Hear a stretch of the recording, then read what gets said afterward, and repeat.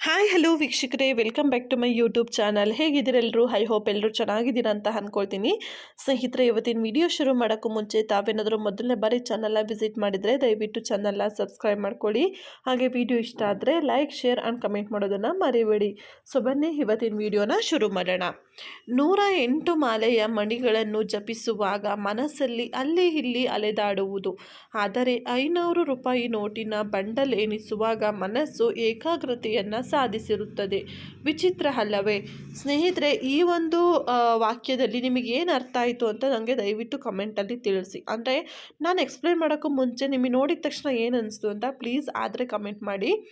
So 108 ಮಾಲೆ ಮಣಿಗಳನ್ನು ನಾವು ಜಪ ಮಾಡುವಾಗ ನಮಗೆ ಕಾನ್ಸಂಟ್ರೇಷನ್ ಅನ್ನೋದು ಆ ಕಡೆ ಈ ಕಡೆ ಹರಿಯುತ್ತೆ.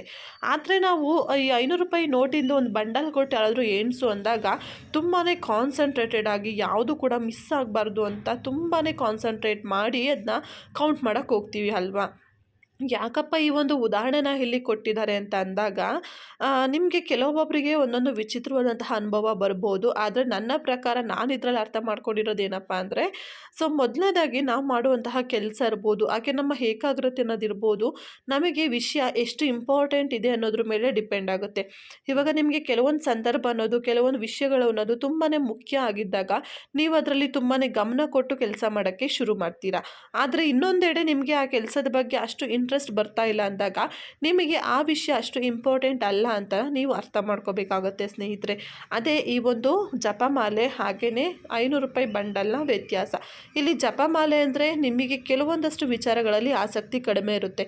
ಆವಾಗ ನಿಮಗೆ ಅಂದರೆ ಆ ಒಂದು ವಿಷಯನ ನೀವು ಮಾಡಬೇಕಾ ಬೇಡವಾ ಅನ್ನೋ ಕನ್ಫ್ಯೂಷನ್ ಸ್ಟೇಟಸಲ್ಲಿ ಇರ್ತೀರಾ. ಹಾಗೆ ಆ ಒಂದು ವಿಷಯಕ್ಕೆ ಅಷ್ಟು ಇಂಟ್ರೆಸ್ಟ್ ಬರ್ತಾ ಇರೋದಿಲ್ಲ. ಆವಾಗ ಕೆಲಸನ ಮಾಡಬೇಕಂತ ನಿಮ್ಮ ಮನಸ್ಸಿಗೆ ಅನಿಸ್ತಾನೆ ಇರೋದಿಲ್ಲ. ಇನ್ನು ಕೆಲವೊಮ್ಮೆ 500 ರೂಪಾಯಿ ಬಂಡಲ್ ಅಂದರೆ ಏನು, ನಮಗೆ ಮುಖ್ಯವಾದಂತಹ ವಿಷಯಗಳು, ನಮಗೆ ಅದರಿಂದ ಏನೋ ಸಿಗ್ತಾ ಇದೆ, ಏನೋ ಇನ್ನೂ ಜಾಸ್ತಿ ಸಿಗಬಹುದು ಅನ್ನೋ ಒಂದು ಇಂಟ್ರೆಸ್ಟ್ ಬಂದಾಗ ಆ ಒಂದು ವಿಷಯನ ನಾವು ಇನ್ನೂ ಅತಿ ಹೆಚ್ಚಾಗಿ ಮಾಡೋಕ್ಕೆ ಶುರು ಮಾಡ್ತೀವಿ.